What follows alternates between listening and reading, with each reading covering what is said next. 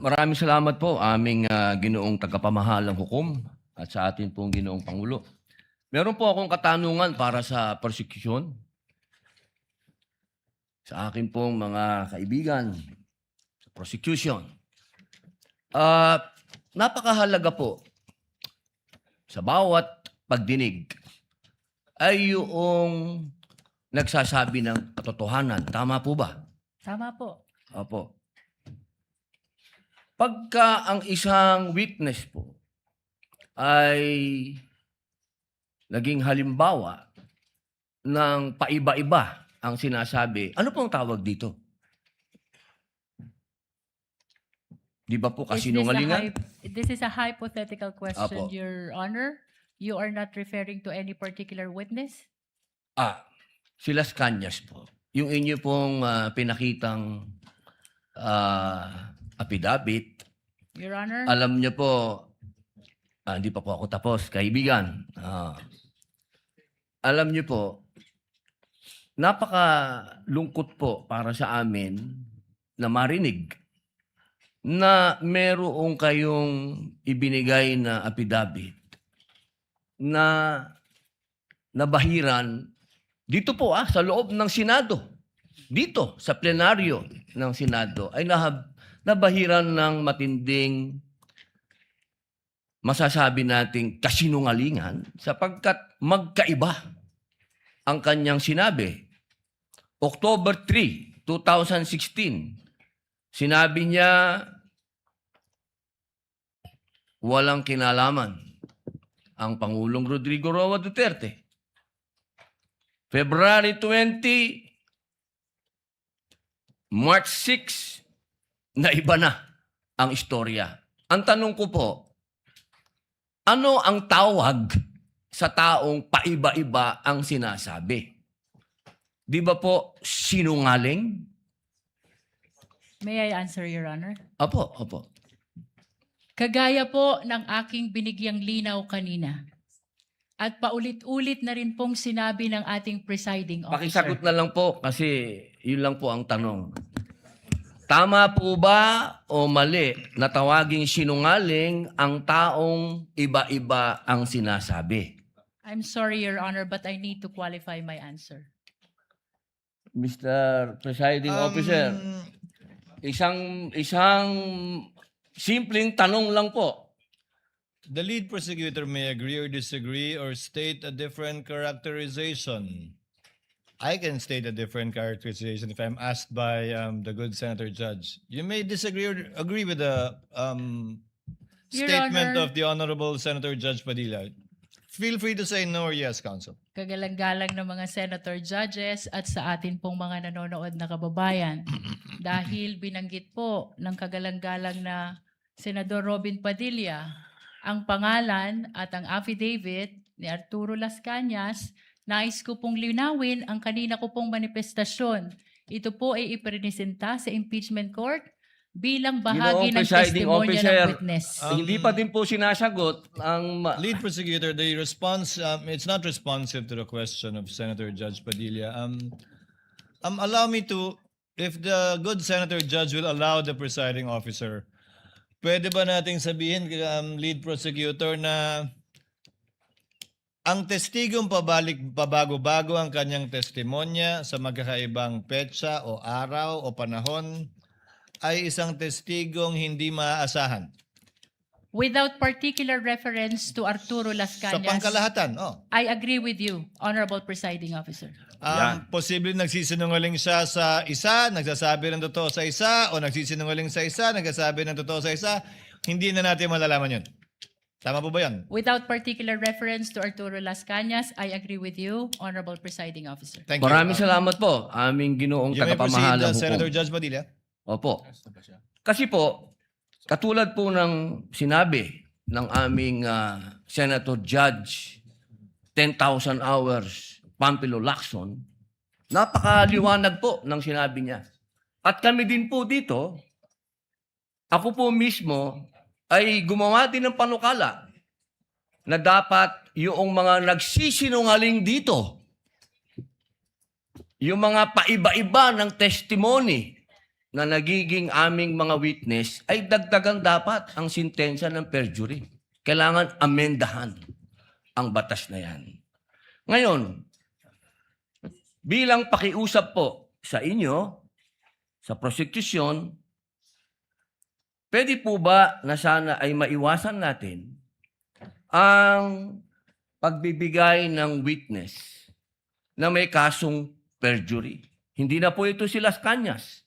Ang sinasabi ko po ay yung dalawang mahal nating witness, si Attorney Jeremy Lotok at si NBI Agent Kalilong, na sa mga oras na ito ay may kasong hinaharap na perjury. Pwede po bang iwasan natin na may mga ganito tayong witness para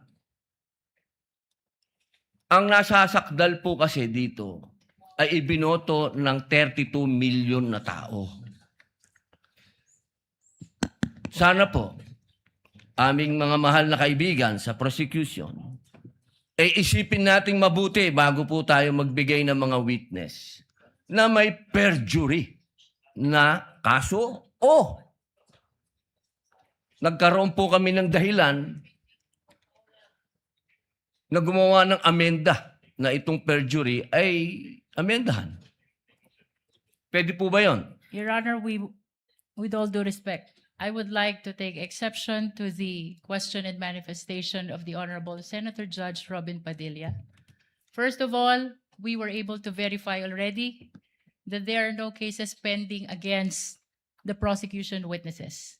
In addition, Your Honor, and only to respond to the concern of the Honorable Senator Judge Padilla, ang conviction po ay hindi ground for disqualification unless it is final and unless it is punishable by more than 1 year and that the crime constitutes moral turpitude.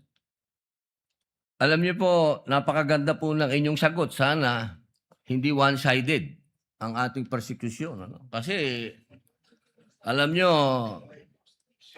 pag kayo ang pagpabor sa inyo, alam niyo, bawal po ang ginagawa. Kindly maintain Presiding order officer, within the bawal po court. ang ginagawa nitong nasa harap natin, nagkukomento. Kindly maintain order in the court. The Sergeant at Arms, by authority of the Senate President, is directed to kindly maintain. Hindi order po in the sila court. allowed. Mag-ingay. Korte po ito. Thank you. You may proceed, Senator Judge. Who was speaking? Ako po. You may proceed, Senator Judge. I was Padilla. interrupted. With due English. apologies. So, ibig niyo pong sabihin, yung mga senator judges dito ngayon na humaharap sa kaso na hindi po pinapayagan ng ombudsman at hindi pa rin sila guilty, ano pong ibig niyo sabihin? Your Honor, with all due respect, ang question niyo po kanina ay kaugnay ng pagtistigo. Testigo nga, Referring to judges the nga yung witnesses of sinasabi the eh. prosecution, Your Honor. Ang usapan po ay yung guilty or not guilty. Okay? So, tatanong na po ako ng bago. Opo. Pwede po ba? May I be clarified, Your Honor, on your last question about the senator you said are facing cases? Lead counsel, I think that was more Alam of niyo a- po, malinaw na po yung sinabi ko and wala po kayong karapatan magtanong Hindi, sa Senator Judge. Diliwanagin ko nga po. I think Senator Judge Padilla was making a manifestation and not posing a question to the lead prosecutor in relation to our two colleagues. You may proceed, Senator Judge Padilla. Maraming salamat po, Ginoong tagapamahalang hukom. Pwede na po ba tayong mag-advance ng katanungan? Yes, Your Honor. Apo. Yung pong sinasabi ninyo, bakit nyo po nababanggit ang ICC dito? Ano po ang kinalaman ng ICC dito sa ating pagdinig?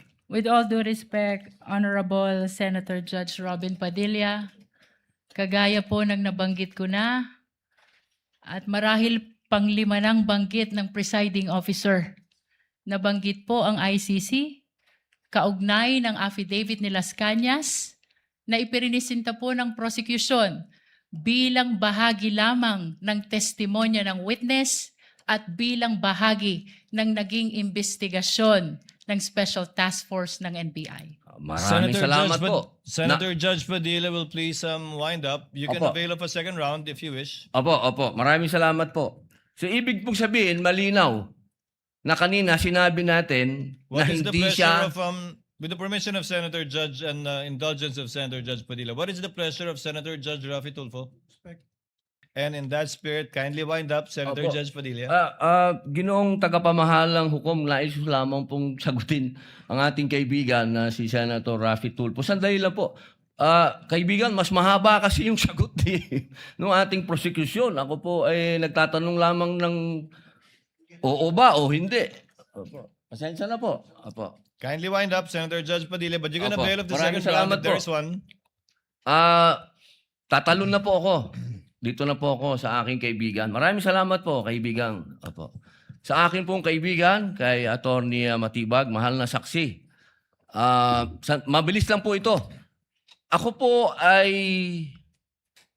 napunta sa PDP Laban dahil po sa inyo.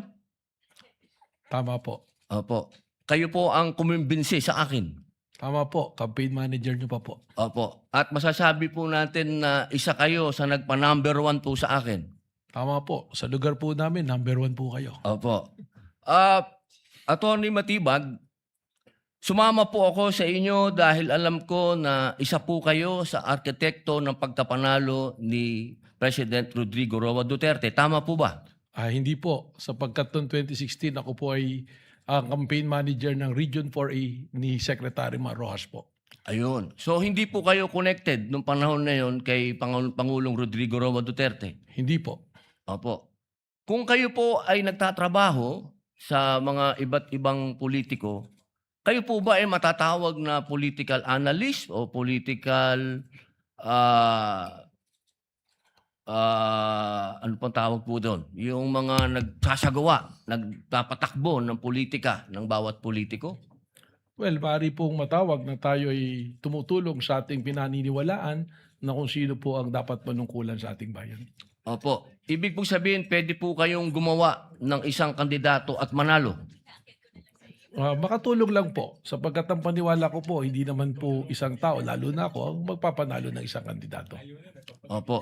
So ngayon po, masasabi po natin na pwede po kayong magtrabaho bilang isang political